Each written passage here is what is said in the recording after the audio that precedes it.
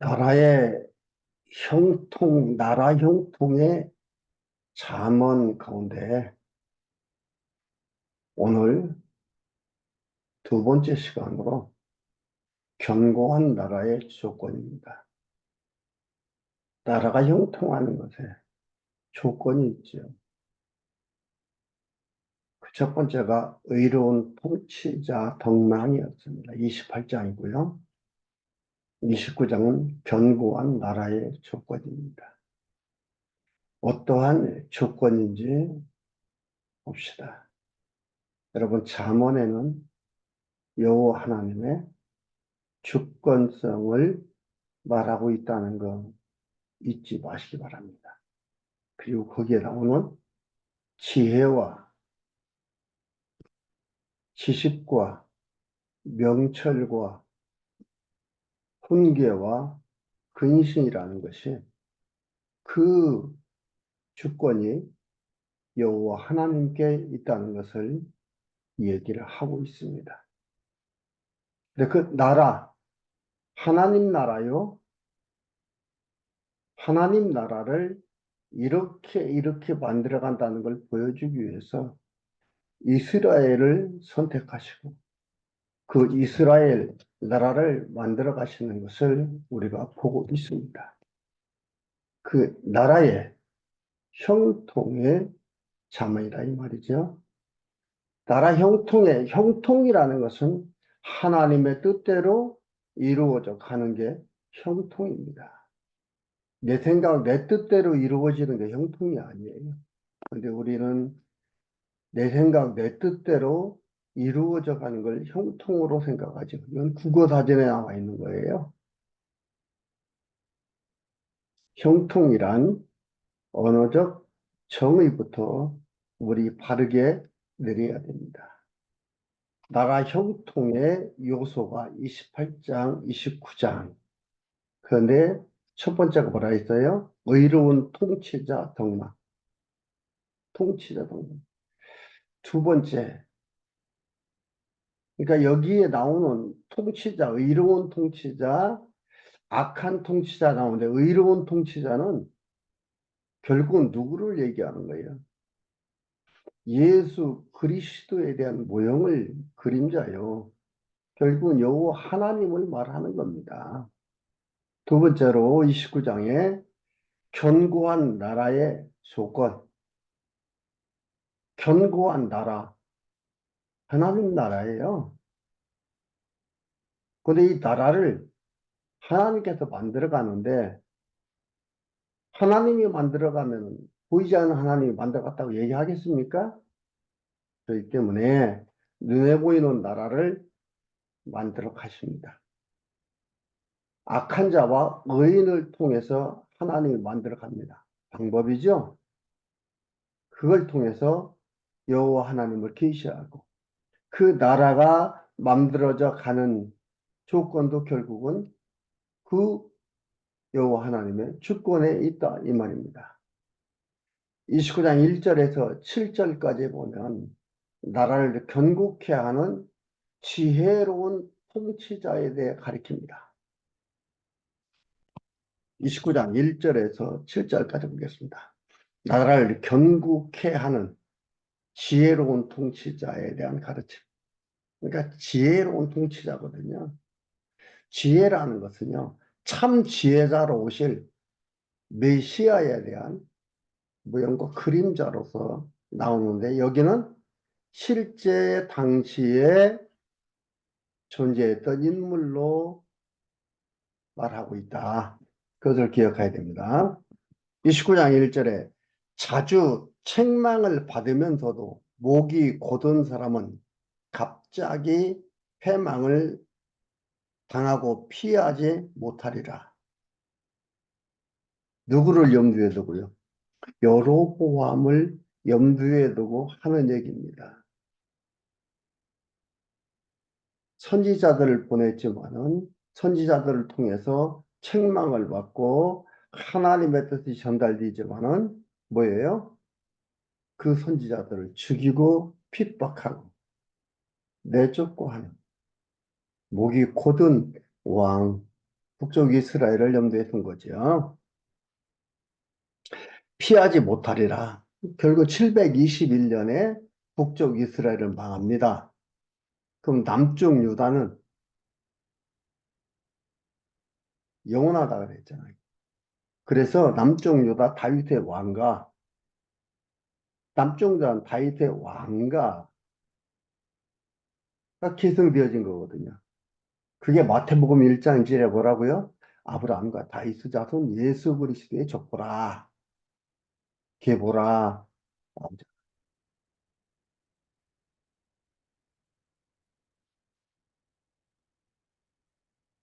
2절에 의인이 많아지면, 이 많아지면 의인이라는 건 하나님의 뜻을 쫓아 아, 살아가는 것, 그 길을 가는 거지요. 가는 자인데 의인이 많아지면 숫자적으로 하나 둘 셋 많아진다는 게 아니고 이게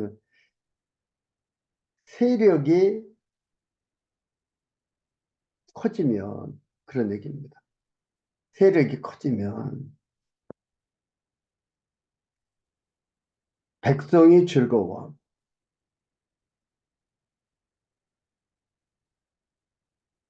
악인 욕심이 가득한 자. 악인이 권세를 잡으면 백성이 탄식하느니라. 의인이란 결국은 여호와 하나님을 사모하는 자, 그 길을 따라가는 자고, 악인이란 결국 이탈하는 거예요. 하나님 여호와의 길을 이탈해서 자기 소견대로 살아가는 자, 임의로 가는 자들입니다. 지혜를 사모하는 자는 아비를 즐겁게 하여도 르브보암 얘기죠. 창기를 사귀는 자는 이거 여로보암이에요. 창기를 사귀는 자는 재물을 없이 하느니라. 그러니까 굳고 낭비하는 거예요. 서로 잘 보이기 위해서 서로 평화 조약을 맺고 서로 연합하기 위해서 많은 국고를 낭비하며 일을 해나간다 이 말이죠. 백성들은 얼마나 힘든지 모르고 자기 안위만을 위해서 나간다 이 말이에요. 왕은 공의로 나라를 경고케 하나 뇌물은 억지로 내게 하는 자, 뇌물을 억지로 내게 하는 자는 나라를 멸망시키느니라.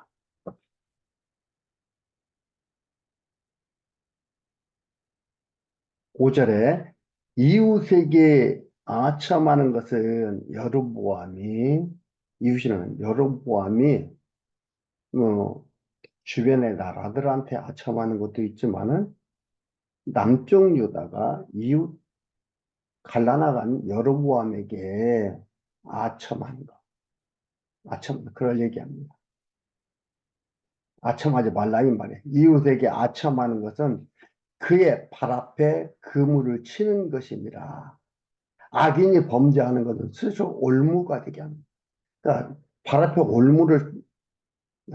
그물을 치는 것도 뭐예요? 스스로 올무를 쳐는 거기에 걸려 들어가는 거예요. 그러니까 악인은 범죄하는 것은 스스로 올무가 되게 하는 것이나 범죄하는 것은 스스로 올무가 되게 하는 것이나 의인은 노래하고 기뻐하느니라.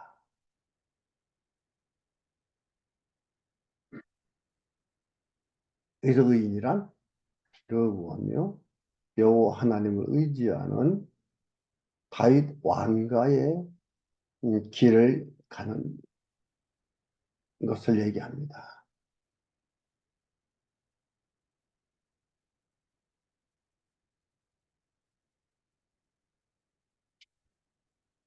7절에 의인은 가난한 자의 사정을 알아주나 의인은 가난한 자의 사정을 알아주나 7절까지 봅니다. 의인은 가난한 자의 사정을 알아주마. 악인은 알아줄 지식이 없느니라. 자기만을 위해서 살아가는 자가 되는 거예요.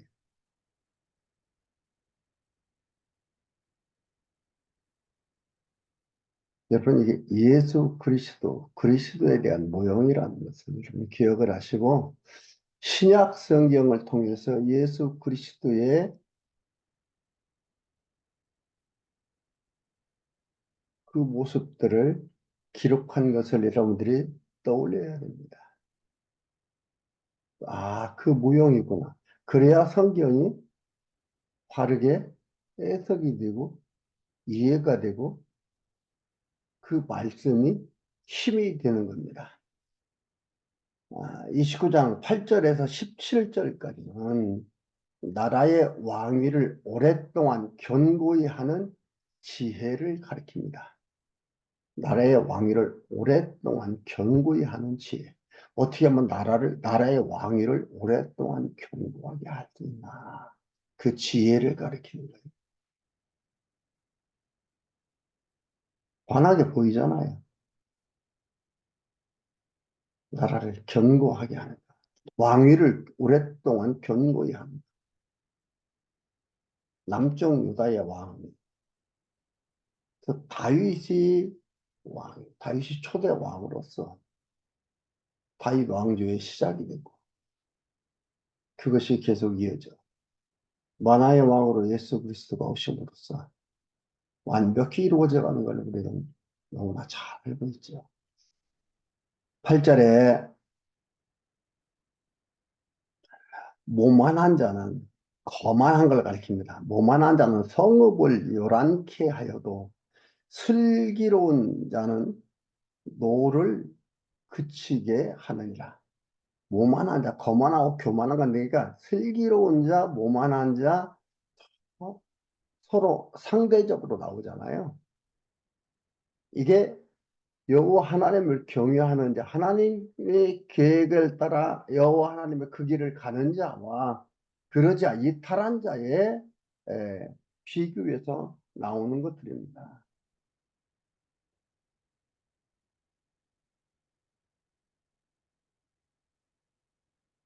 9절에 지혜로운 자와 미련한 자가 다투면 지혜로운 자가 노하든지 웃든지 다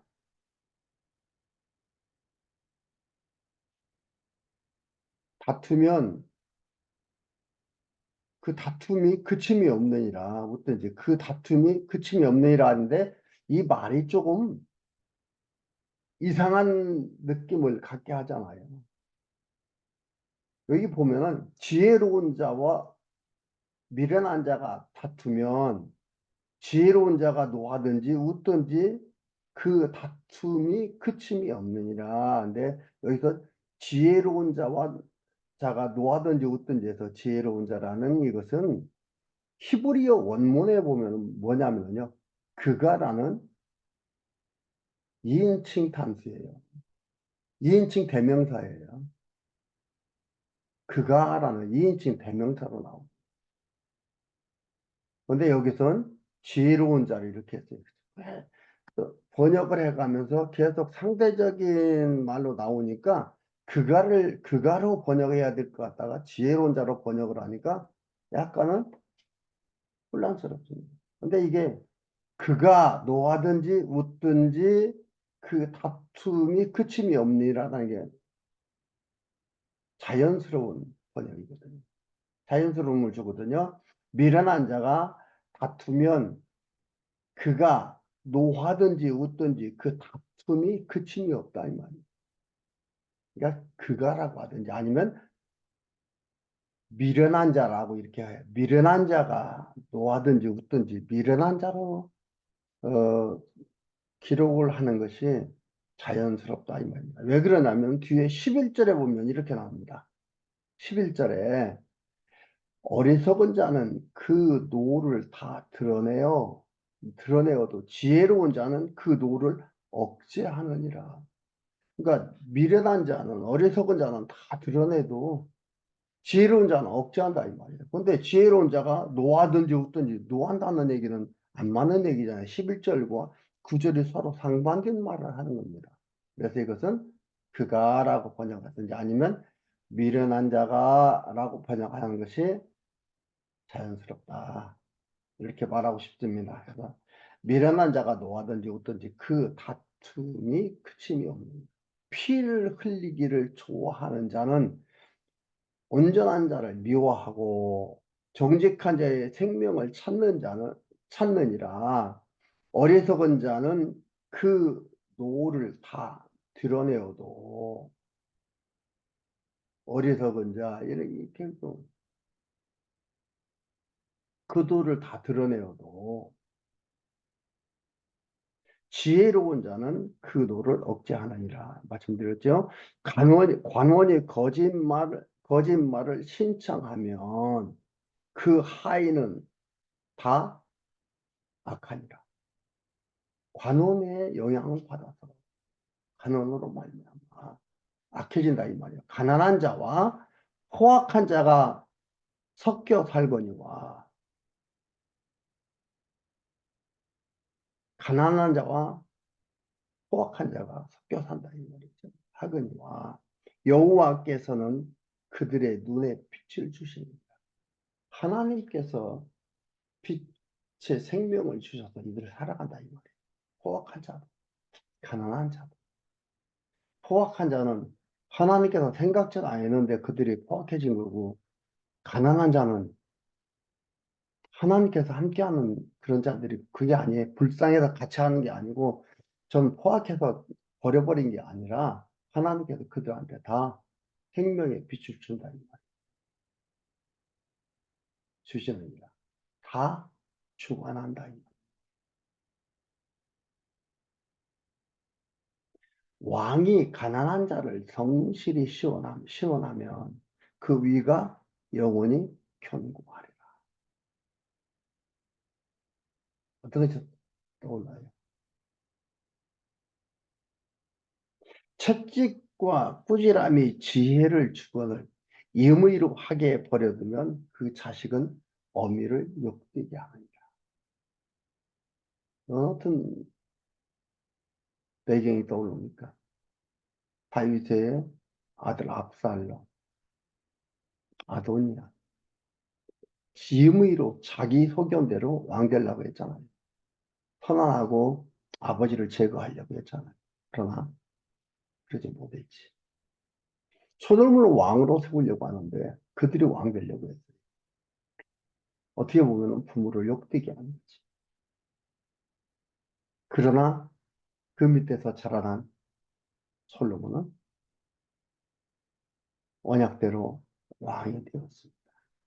이제 얘기하는 것들. 왕의 성실이 신원하며 가난한 자를 신원하며 백성들의 마음을 같이 하시는 거지. 예수님께서 복음을 전하는데 가난한 자, 병든 자에게 복음을 전한다 해라. 예수님 오셔서 하신 일이 구약에 나타난 이 모든 것들이 그대로 이루어진 것들입니다. 예수님이 뭐라 했습니까? 내가 성경을 이루러 왔노라. 심지어 악인이 많아지면 죄도 많아지나니 의인은 그들의 망함을 보리라. 결국 망하는 내 자식을 징계하라. 그리하는 징계한다는 건 교훈하고 가르치는 걸 얘기합니다. 그가 너를 평안하게 하겠고 또 내 마음에 기쁨을 주리라. 징계와 깨닫고 가르침을 통해서 솔로몬이 아버지의 그 모습을 보고 가르침을 받아서 왕이 되고 이 귀한 잠언의 말씀을 말하게 되는 거죠. 18절에서 27절까지 경계할 자들과 여호와 의지에 안전이 있다고 가르칩니다. 결국은 여호와 의지에 안전이 있다. 그 얘기입니다. 18절에 묵시가 없으면 백성이 방자에 행하거니와. 묵시라는 게 뭐예요? 하나님의 말씀이죠. 계시의 말씀. 방자에 행한다고 제멋대로 자기 그 중심적 멋대로 행동하는 거예요. 자기 속에는 그런 대로 하는 거예요. 사사기 마지막 장 마지막 절이 뭐예요? 왕이 없으므로 백성들이 자기 소견에 옳은 대로 행하더라. 100명이면 100명 소견 나오는 거예요. 100명이면 100명 각각 옳은 거예요.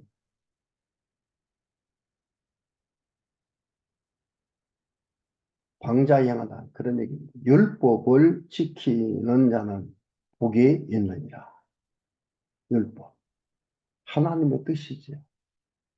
율법. 하나님을 기억하고 하나님은 항상 추구하며 살아가도록.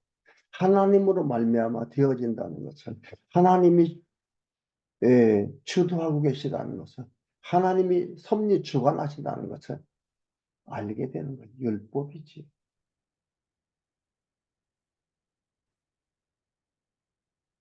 그러니까 율법을 지키는 자는 복이 있느니라. 종은 말로만 하면 고치지 아니하나니 이는 그가 알고도 청종치 아니하니라. 네가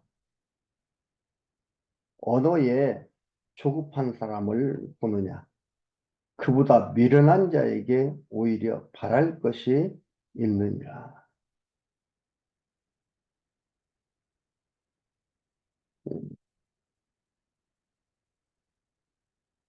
조급한 말은 미련함보다 못하다 말싸움만 나온다. 그런 얘기입니다. 종을 어렸을 때부터 곱게 양육하면 그가 나중에 자식인 채 하리라. 여로보암 얘기합니다. 여로보암이 깨달았다면 감히 종인데 신한데 자기가 왕이 되려고 그렇게 하겠어요. 깨닫지 못한 거지요. 율법을 계시의 말씀을 율법을 모른 거죠. 왕 될 생각 감히 안 했을 겁니다. 그러나 모르니까 모르니까 이렇게 했다 이 말입니다. 그러니까 계시의 말씀을 율법을 지키는 자가 복이 있다. 하나님의 말씀을 깨달아 하는 자, 우리의 삶의 현상 속에서 나타나는 것을 얘기합니다. 근본적인 건 뭐예요? 여호와 하나님께서 나누겠다고 했거든요. 삶의 현상 속에서 이런 것들을 보고 얘기를 하는 겁니다.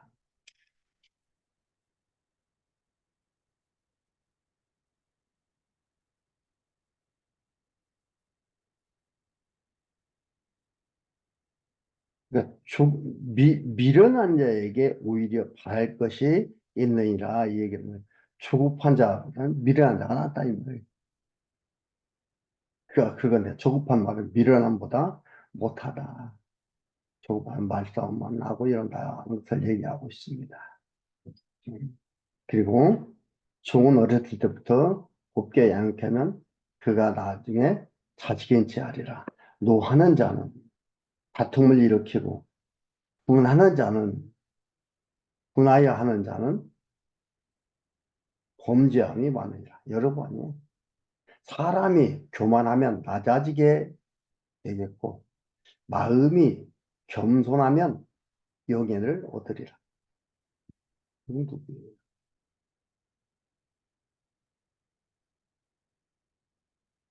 도적과 짝하는 자는 자기의 영혼을 미워하는 자라. 도적이라는 여러분, 여호와 하나님 섬기지를 못하게 하고 우상을 섬기게 하고 그래서 백성들이 이스라엘 백성들이 남쪽 유다로 예루살렘으로 절기 지키러 예배하러 가는 것을 막기 위해서 우상을 만들잖아요. 그래서 못 내려가게 하고 거기가 다나 여기서 하나 똑같다. 여기서 해라. 이렇게 말하고.